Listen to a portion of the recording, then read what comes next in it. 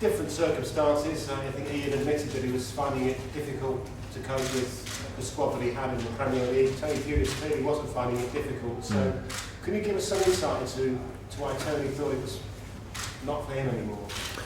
Well, all I can say is that from a football point of view, when he was out on the training field with the players and around the staff, he was more than happy.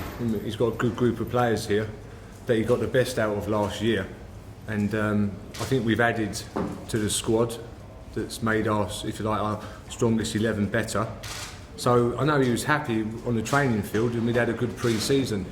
Now, the conversations he's had with the chairman through the summer, I wasn't privy to. I've not been part of the meetings between the two. So what was decided over the last couple of days, I couldn't tell you at the moment.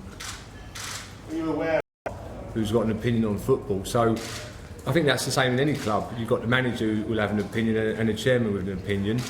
And so where they've quite sort of fallen out, if they have fallen out, I don't know. But you've got two strong-minded people there. There's some suggestion that a debate over the return of Wilfred Zaha might have been one of the elements of disagreement. Do you know anything about that? Well, it certainly wasn't a disagreement. He's a name that's been mentioned all summer. And as staff, we sat down and spoke about the fors and against, because we know Wilf because we worked with him before. Did we think it would be right to try and get him back if he was available? So that discussion's been going on all summer. We do need to strengthen him in that area, and Wilf ticks lots of boxes. So he's on his way back, is it? No, but he's one that was discussed. So we don't even know if Man United have made him available. And I'm sure if you carry on their support of the team, because they were fantastic last year.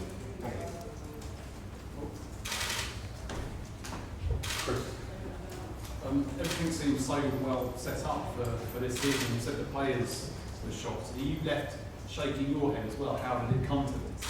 Yeah, no, we are. Myself, the staff, we are shocked. We knew the frustrations, if you like, of the club, that we maybe not brought in as many players that we wanted at the moment.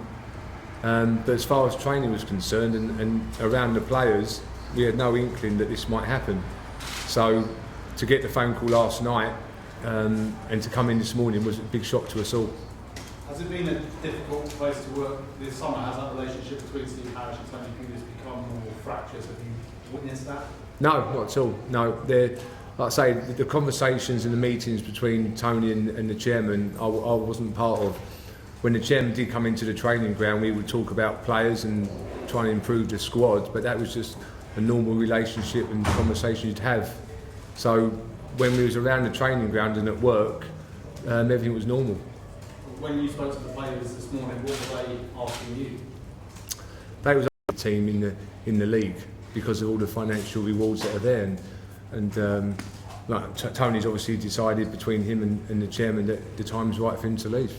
Does this make it tougher for tomorrow, or? It's not ideal. We were saying a couple of days ago how well pre-season had gone. We hadn't picked up many injuries.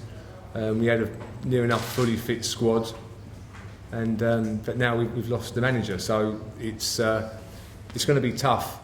But it's again, we're organised. It's not like I was in the car park when he pulled up this morning and he got out and he said, "I didn't think I trained that bad yesterday." So.